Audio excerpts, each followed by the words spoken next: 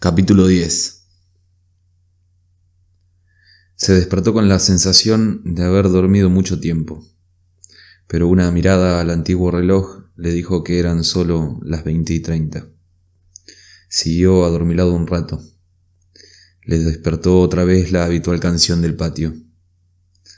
Era solo una ilusión sin espera que pasó como un día de abril, pero aquella mirada, aquella palabra y los ensueños que despertaron me robaron el corazón.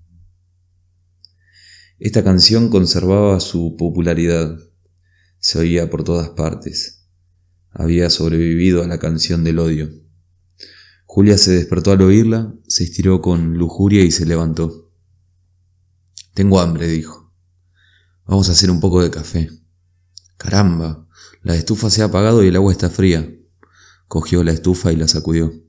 No tiene ya gasolina. Supongo que el viejo Charleston podrá dejarnos alguna, dijo Winston. Lo curioso es que me había asegurado de que estuviera llena, añadió ella.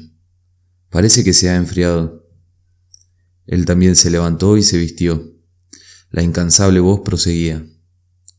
Dicen que el tiempo lo cura todo, dicen que siempre se olvida, pero las sonrisas y lágrimas a lo largo de los años me retuercen el corazón. Mientras se apretaba el cinturón del mono, Winston se asomó a la ventana. El sol debía de haberse ocultado detrás de las casas, porque ya no daba en el patio. El cielo estaba tan azul entre las chimeneas que parecía recién lavado. Incansablemente, la lavandera seguía yendo del lavadero a las cuerdas, cantando y callándose, y no dejaba de colgar pañales. Se preguntó Winston si aquella mujer lavaría ropa como medio de vida o si era la esclava de 20 o 30 nietos. Julia se acercó a él. Juntos contemplaron fascinados el ir y venir de la mujerona. Al mirarla, en su actitud característica, alcanzando el tendedero con fuertes brazos, o al agacharse sacando sus poderosas ancas, pensó Winston, sorprendido, que era una hermosa mujer. Nunca se le había ocurrido que el cuerpo de una mujer de 50 años, deformado hasta adquirir dimensiones monstruosas a causa de los partos y endurecido, embastecido por el trabajo, pudiera ser un hermoso cuerpo. Pero así era, y después de todo, ¿por qué no? El sólido y deformado cuerpo, como un bloque de granito, y la vasta piel enrojecida, guardaba la misma relación con el cuerpo de una muchacha que un fruto con la flor de su árbol. ¿Y por qué va a ser inferior el fruto a la flor? Es hermosa, murmuró. Por lo menos tiene 1 metro de caderas, dijo Julia. Es su estilo de belleza. Winston abarcó con su brazo derecho el fino talle de Julia, que se apoyó sobre su costado. Nunca podrían permitírselo. La mujer de abajo no se preocupaba con sutilezas mentales. Tenía fuertes brazos, un corazón cálido y un vientre fértil.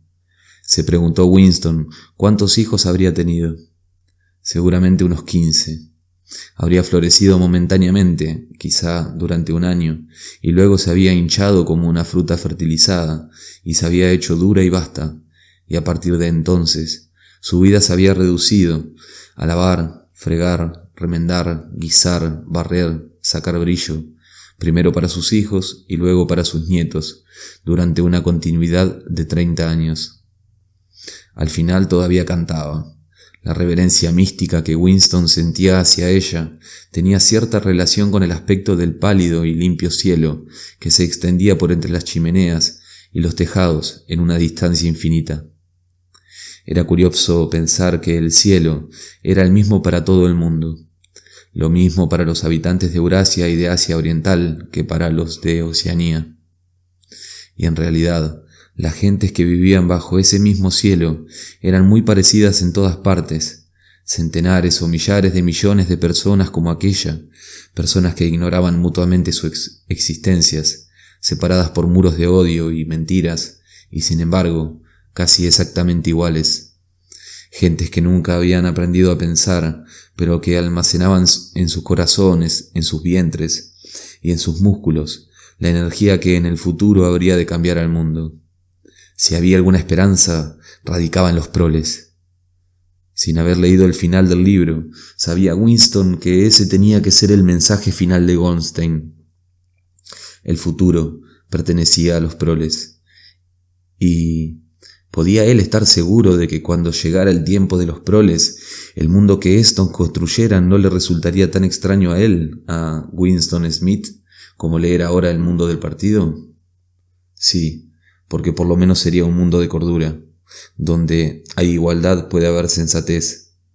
Antes o después ocurriría esto. La fuerza almacenada se transmutaría en conciencia. Los proles eran inmortales. No cabía dudarlo cuando se miraba a aquella heroica figura del patio.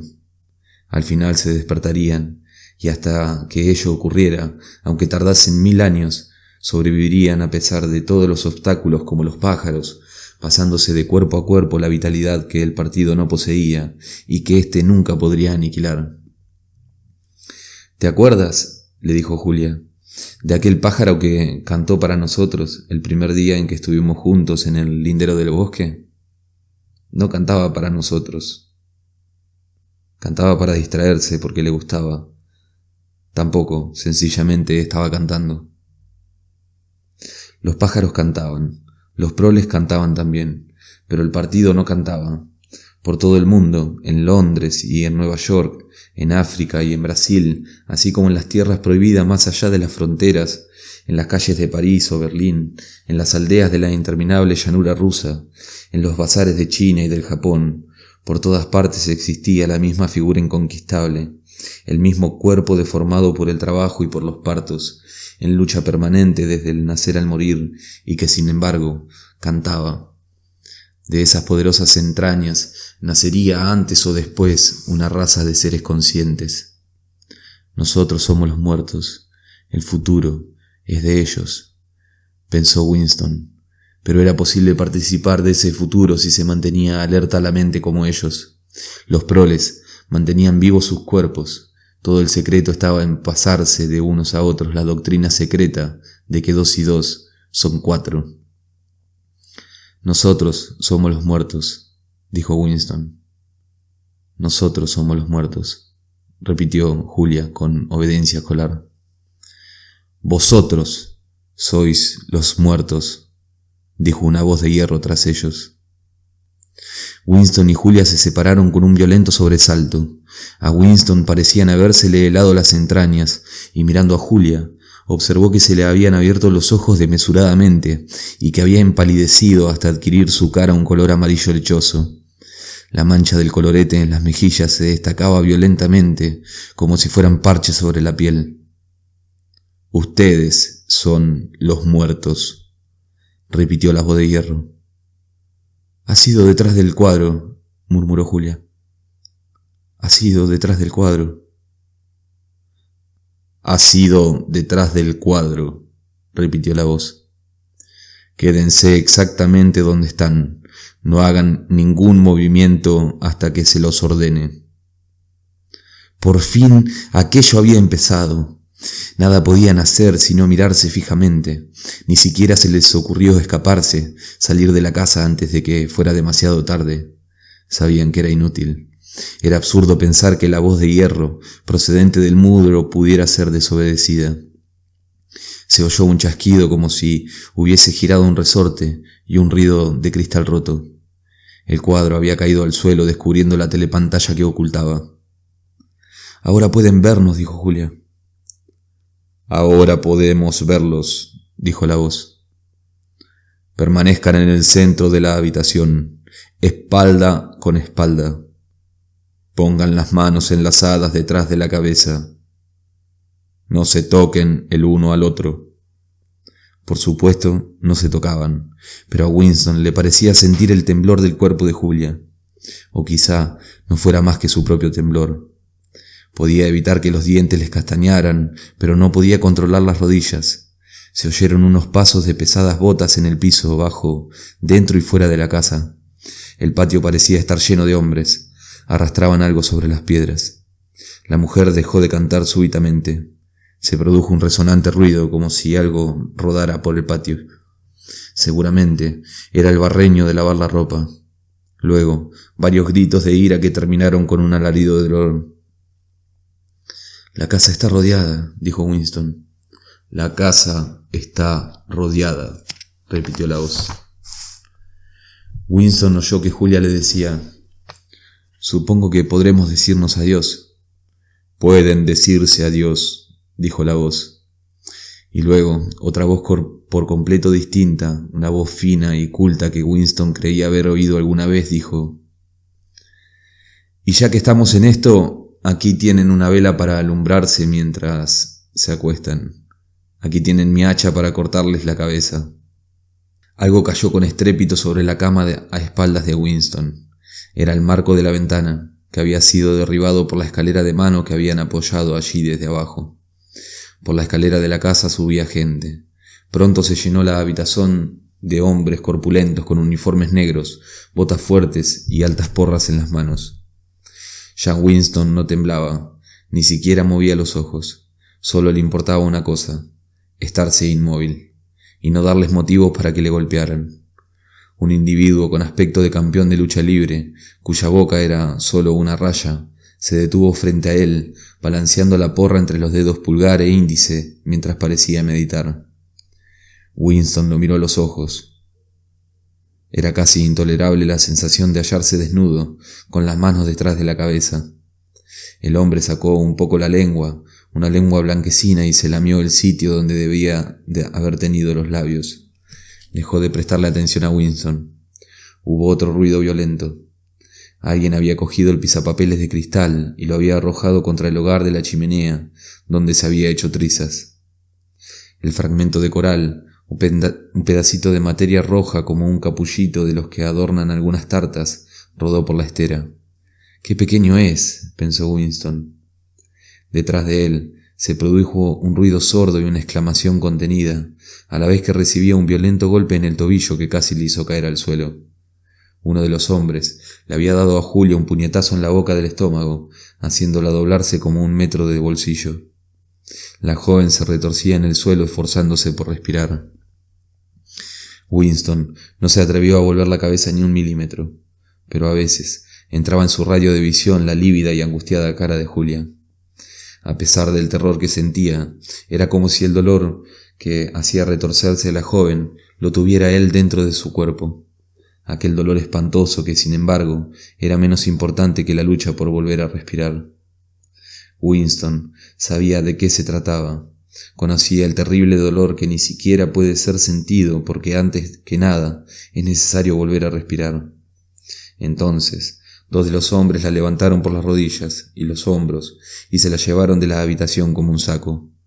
Winston pudo verle la cara amarilla y contorsionada, con los ojos cerrados y sin haber perdido todavía el colorete de las mejillas.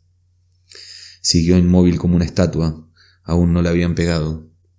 Le acudían a la mente pensamientos de muy poco interés en aquel momento, pero que no podía evitar. Se preguntó qué habría sido del señor Charleston y qué le habrían hecho a la mujer del patio.